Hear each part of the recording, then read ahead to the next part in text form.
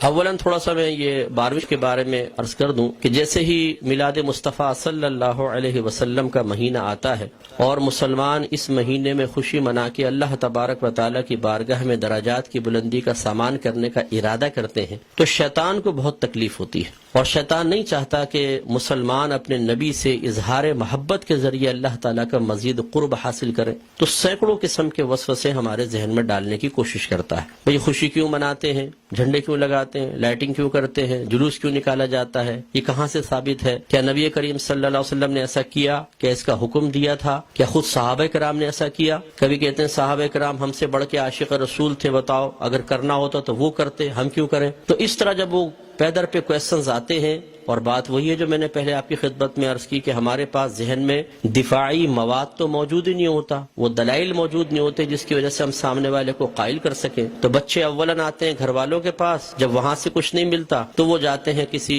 مسجد وغیرہ میں، بعض اوقات وہاں پہ بھی لفٹ نہیں کرائی جاتی۔ تو پھر آج کل علم حاصل کرنے کا سب سے پاورفل ذریعہ ہے سوشل میڈیا، پھر جا کے بیٹھ جاتے ہیں سوشل میڈیا پہ، اور وہاں پہ ہر طرح کا جاہل ترین آدمی بیٹھا ہوا ہے جس کو دین کی الف بھی نہیں آتی، اور معذرت کے ساتھ میں لفظ کہوں گا اس کو استنجا کرنا آتا نہیں ہے، اور وہ وہاں بیٹھا ہوا قرآن حدیث کا دلائل دے رہا ہے، اور پھر وہ الٹے سیدھے دلائل پڑھنے کے بعد تو اور انسان کا ذہن گڑبڑ ہو جاتا ہے۔ تو کچھ باتیں بس میں اس کے بارے میں عرض کر کے پھر اپنے بیان کی طرف آؤں گا۔ دیکھیں، میلاد مصطفیٰ صلی اللہ علیہ وسلم کی لغوی بحث کو چھوڑ کر ہم اس لفظ کو بولتے ہیں چند افعال و اعمال کے مجموعے پر کہ یہ ہم میلاد مصطفیٰ منا رہے ہیں۔ مثلا اس میں کھانا کھلانا، سرکار کے فضائل بیان کرنا، نعت خوانی کی محافل ہیں، جھنڈے لگانا، لائٹنگ کرنا، جلوس نکالنا، ان تمام چیزوں کے مجموعے کا نام رکھ دیا جاتا ہے میلاد مصطفیٰ، کہ ہم میلاد مصطفیٰ منا رہے ہیں۔ اور اگر دیکھا جائے تو اصل میں سرکار کی ولادت پاک کی خوشی ہم منا رہے ہوتے ہیں، اس کے لیے طریقہ اختیار کرتے ہیں، تو ان تمام کو کہہ دیتے ہیں جی میلاد کی محفل ہو رہی ہے، میلاد مصطفیٰ منا رہے ہیں۔ تو پہلی بات تو یہ کہ خوشی منانا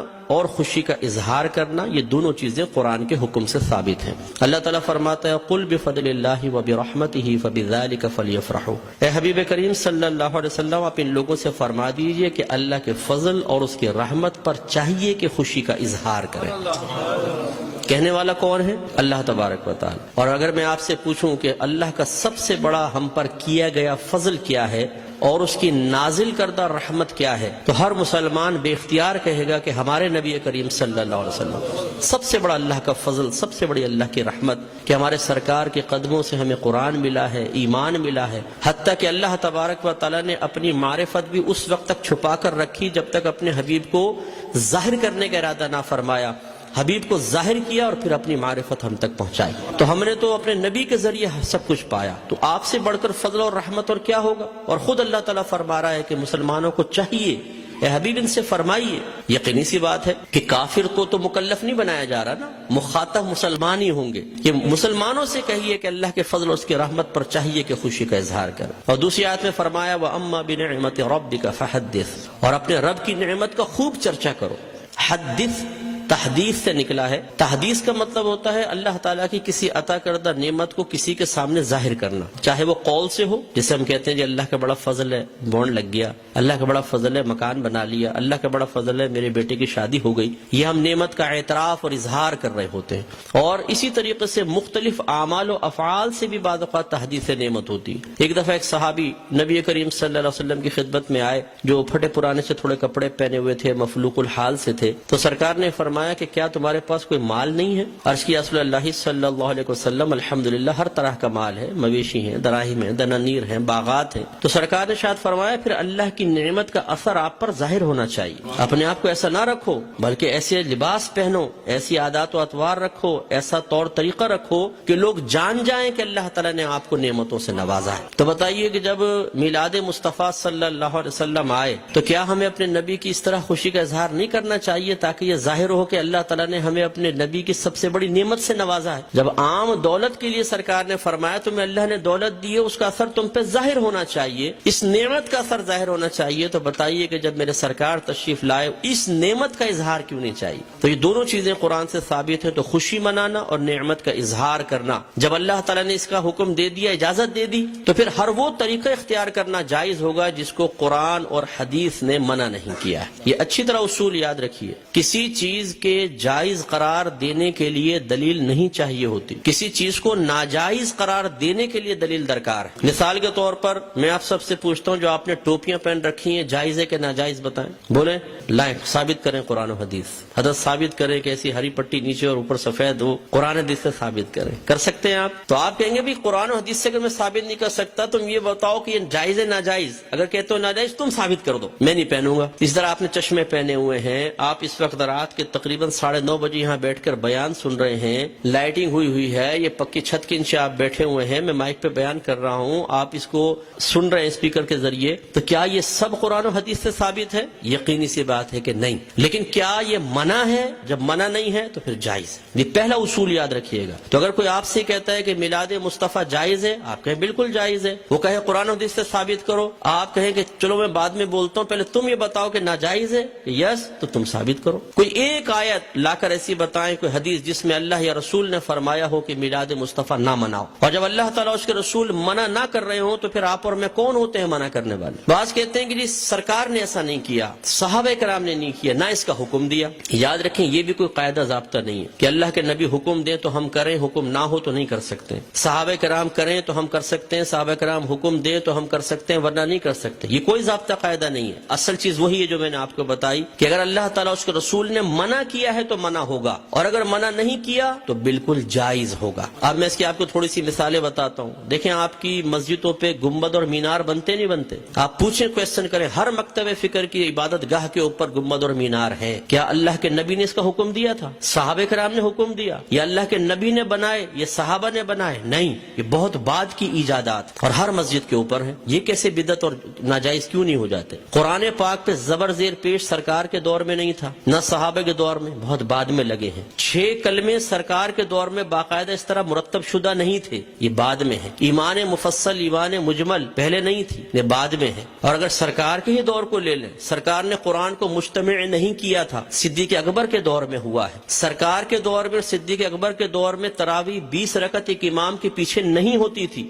عمر فاروق رضی اللہ تعالیٰ عنہ نے کی ہے۔ اور ان پہلے 3 ادوار میں جمعے کی صرف ایک اذان ہوتی تھی جو اذان ثانی کہلاتی ہے۔ پہلی اذان حضرت عثمان غنی رضی اللہ تعالیٰ عنہ نے ایجاد فرمائی ہے۔ یہ ایک بازار تھا، وہاں پر ایک مقام زورہ تھا، جب مدینے میں وسعت پیدا ہوئی، اذان ہوتی تھی، دور تک آواز نہ پہنچ پاتی تھی، لوگوں تک اعلان نہ پہنچ پاتا تو آنے میں دیر ہو جاتی تھی، تو پھر آپ نے فرمایا کہ ہم ایک اذان اور شروع کریں گے جو اصل اذان سے، جو دوسری اذان ہے اس سے آدھے پونے گھنٹے پہلے بازار کے پاس ہوگی، تاکہ لوگ ہوشیار ہو جائیں اور جمعے کی تیاری کر سکیں۔ ہر مکتبہ فکر جو جمعہ پڑھتا ہے وہ پہلی اور دوسری دونوں اذانیں دیتا ہے۔ وہاں یہ کویسچن کیوں نہیں پیدا ہوتا کہ جب اللہ کے نبی نے نہیں کیا تو پھر حضرت عثمان غنی نے کیسے کر لیا؟ اس کا مطلب ہے جب ضرورت پیش آتی ہے تو یہ اللہ کے نبی کی تعلیم ہے، خود صحابہ کرام نے ہمیں تعلیم دی ہے کہ آپ کسی بھی ایسی چیز کو شروع کر سکتے ہیں کہ جس کو اللہ تعالیٰ اس کے رسول نے منع نہیں کیا ہے۔ اسی طرح مدارس کا قیام آپ دیکھ لیں، ان میں سلیبس ہم نے رکھا ہوا ہے۔ اور اسی طرح میں آخری بات بس یہ مثال دیتا ہوں، ہر مسجد میں جماعت کے کچھ اوقات مقرر ہوتے ہیں، فجر اتنے بجے، ظہر اتنے بجے، عصر، مغرب، عشاء۔ کیا نبی کریم صلی اللہ علیہ وسلم نے حکم دیا تھا کہ اس وقت جماعت کرو؟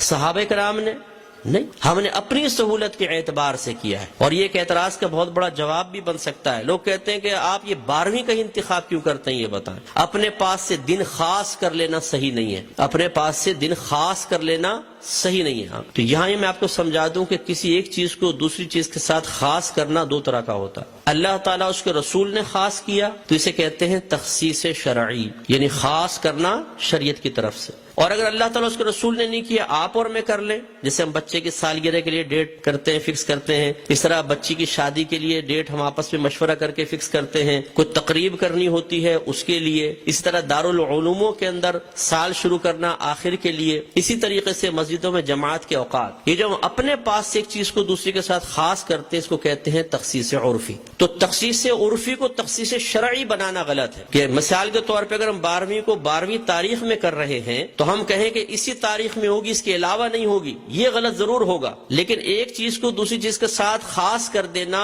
اگر لازم اور ضروری سمجھ کر نہ ہو اور پھر بھی ناجائز ہو تو جتنی میں نے آپ کو مثالیں دی ہیں، بتائیے پھر بیٹی کی شادی فکس کرنا بھی ناجائز ہونا چاہیے؟ یہ کوئی دنیاوی معاملہ نہیں ہے، نکاح تو سنت ہے. سرکار نے فرمایا نکاح من سنتی فمن رغب عن سنتی فلیس منی، نکاح میری سنت سے ہے، جو میری سنت سے بے رغبت ہوا وہ مجھ سے نہیں. تو اب جب بچی کی شادی کی باری آئے اور دولہا والے پوچھے جی کون سی تاریخ رکھنی ہے، تو کہ خبردار تاریخ فکس کرنا بنا ہے. تو شادی ہوگی کب؟ بس ہو جائے گی بغیر فکس کیے، کر کے بتائیں پھر ذرا. تو یہ مطلب ایک بے وقوفی کی سی بات ہے. تو اس لیے جماعت کے اوقات مخصوص کر دینا اور اس سے 1 منٹ بھی آگے پیچھے نہ ہونا. امام صاحب اگر 4 منٹ بھی لیٹ ہو جاتے ہیں تو لوگ یوں ٹائم دیکھتے ہیں امام کہاں گیا، اور پھر جو شور مچتا ہے پوری مسجد کے اندر کچھ امتحان ہے. خود جماعت میں لیٹ پہنچے کوئی بات نہیں، امام صاحب 1 منٹ بھی لیٹ نہیں ہونے چاہیے، بالکل وقت کے اوپر جمعہ شروع ہونا چاہیے، وقت جماعت. تو جو ہم نے اپنے پاس سے خاص کیا اس میں کتنی سختی کر رہے ہیں، ہر مکتبہ فکر کرتا ہے. تو خلاصہ کلام یہ ہے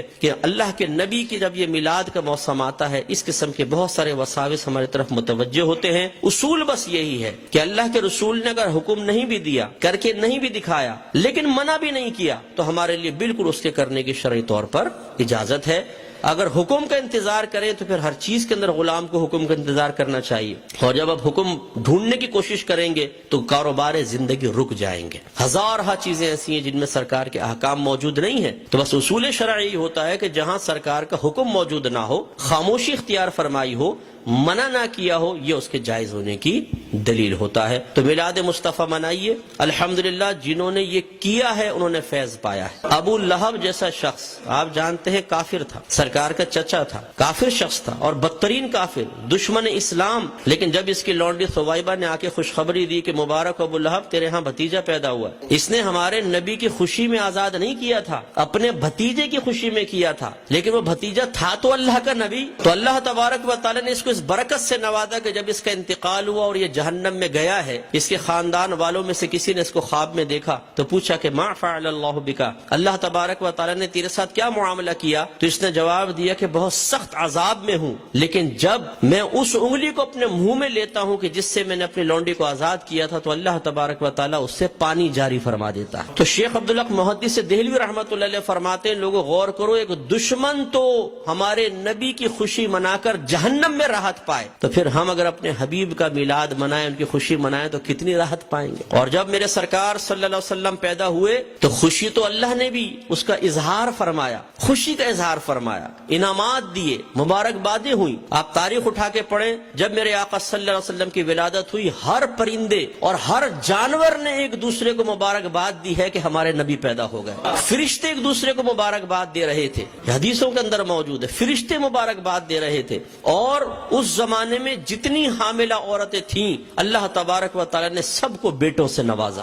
اور وہ قحط سالی کا دور تھا، لیکن جب میرے آقا صلی اللہ علیہ وسلم پیدا ہوئے تو عرب کہتے ہیں کہ اتنی فصلیں ہوئیں، اتنا چارہ ہوا، اور ہمارے اونٹ چارہ کھا کھا کے اتنے موٹے ہو گئے کہ ہمیں خوف ہوا کہ شاید یہ چربی کی شدت سے پٹ پڑیں گے. اتنا اللہ نے نعمتوں سے نوازا ہے. تو خلاصہ کلام یہ ہے کہ میرے آقا صلی اللہ علیہ وسلم کی میلاد مصطفیٰ منانا یہ بہت بڑی سعادت کی بات ہے. وسوسوں سے قطع نظر خوشی کے ساتھ میلاد مصطفیٰ منائیں، انشاءاللہ برکت حاصل ہوگی.